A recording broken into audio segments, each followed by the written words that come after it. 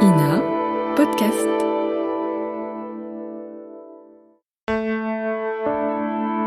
Ina Podcast.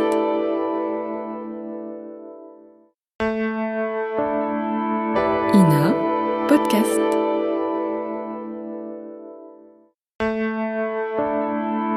Ina Podcast.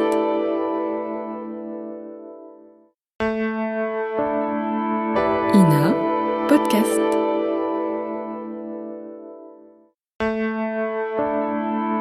Ina Podcast.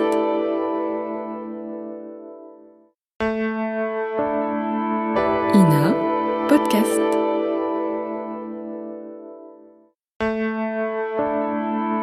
Ina Podcast.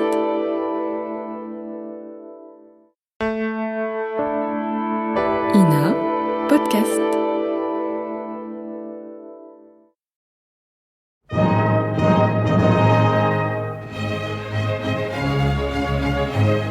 Bon baiser de partout. Une émission secrète de...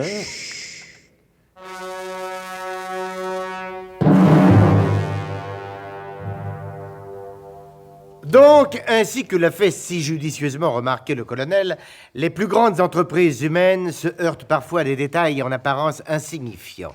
Pour remettre le biglotron en état de marche, il suffit d'un peu de l'aplaxement. Attention, et de bonne volonté. De bonne volonté, évidemment.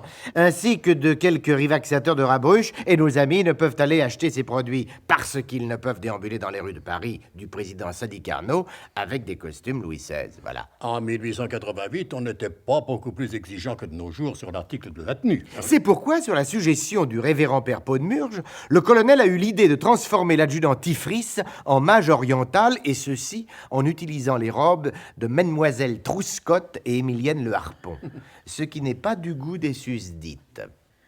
Ah, vous savez, mon colonel, à quel point je vous suis dévoué. Oui, dévoué jusqu'à la mort, je le sais. Oh, si vous faites allusion au professeur... J'espère qu'il n'y a personne d'autre sur la liste. Gouja! Quand je pense que c'était pour la France. Au XVIIIe siècle, ce n'était pas pour la France. C'était pour le SDUC. Ouais. Et pour le biglotron. Bah voyons. C'est-à-dire ce que la France a de plus pur et de plus dur. Sans moi, n'oubliez pas que le professeur n'aurait jamais consenti à remettre le biglotron en marche. Un biglotron qui est tombé en panne en 1888.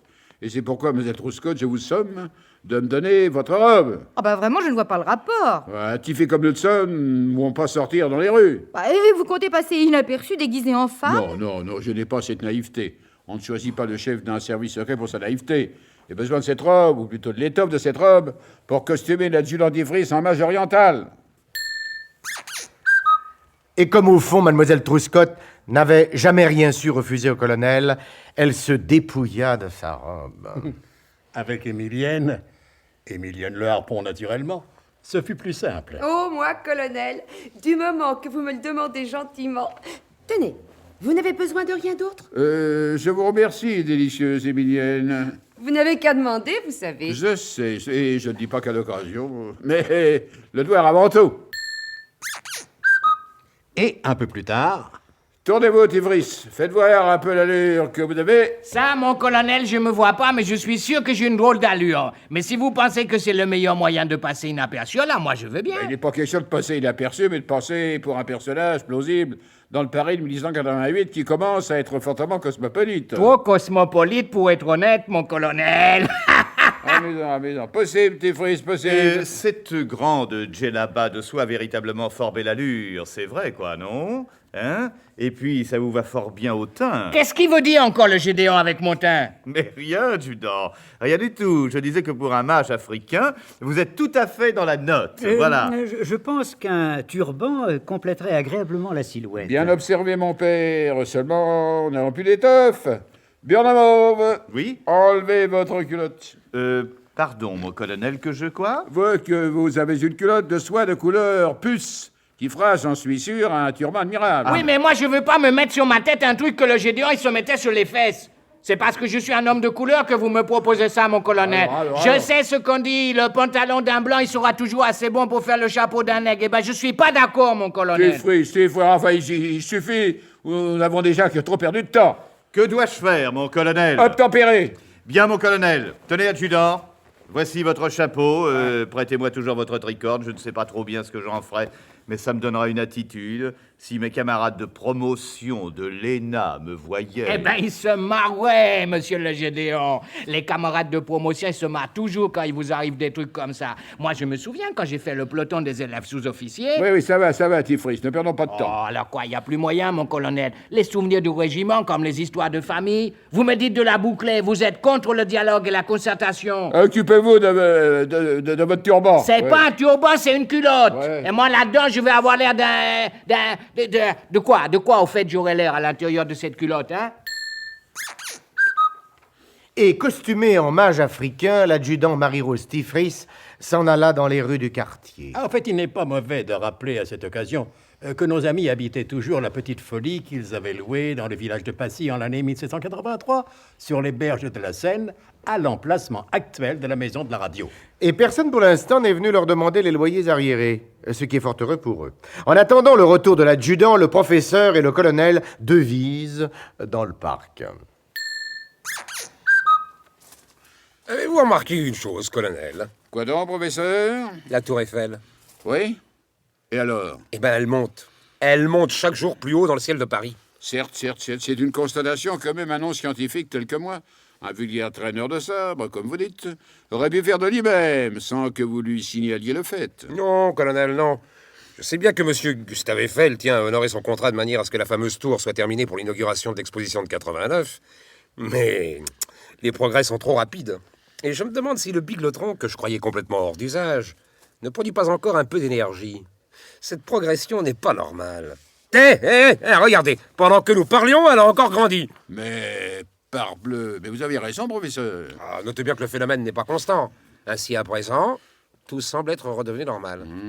C'est comme si le biglotron émettait encore quelques borboriques. Ah oui, mais c'est pas un coup de borborigme que nous allons gagner 1972. Oh, certes non, il nous faut du Laplaxmol et des rivaxateurs de Rabruche. Bon, écoutez, en attendant le retour de l'adjudant, moi, je vais aller tenir compagnie à ces dames. Je vous l'interdis, professeur. Oh, allons, militaire, hein. Vous savez bien que vous n'avez rien à interdire à un homme capable de vous faire grandir la tour Eiffel à vue d'œil. Non, et ne dites pas ce que vous alliez dire, colonel. Je le sais. Et je vous réponds, et après, allez, ciao. Hein. Et pendant ce temps-là, à une autre extrémité du parc, deux sympathiques jeunes gens que vous connaissez bien se promenaient en méditant. Tu veux que je te dise, Raphaël? Je t'écoute, Zul, officiel, je t'écoute. Dès que l'adjudant sera revenu avec des vêtements... Oui, et alors, Zul? Pourquoi qu'on resterait pas ici? Comment ça, ici? En 1888, on serait peinard. Comment, tu veux dire qu'on déserterait? On déserte, tout de suite les grands mots. On oublierait de partir avec les autres, quoi, c'est tout. Je comprends bien, mais alors où qui serait l'avantage? Allons, Raphaël. Mais l'avantage pour nous, il est évident. Mais je t'assure, Zul, officiel, ça se comprend pas, moi, alors. Allons, Raphaël. Tant qu'on est au XVIIIe siècle, question histoire, on était un peu paumés. Et puis avec cette révolution, on savait jamais très bien ce qui pouvait nous arriver, tandis que maintenant, pour des agents secrets, tu te rends compte? On serait des rois. Ah, c'est pas bête ce que tu dis là, Zul, officiel, c'est pas bête. Sauf pour les guerres dans les Balkans, où il y a eu c'est pas trop quel micmac. Pour le reste, on serait toujours du côté des vainqueurs. C'est une chouette idée que t'as eue là. Pourvu que l'adjudant, il nous rapporte des fringues.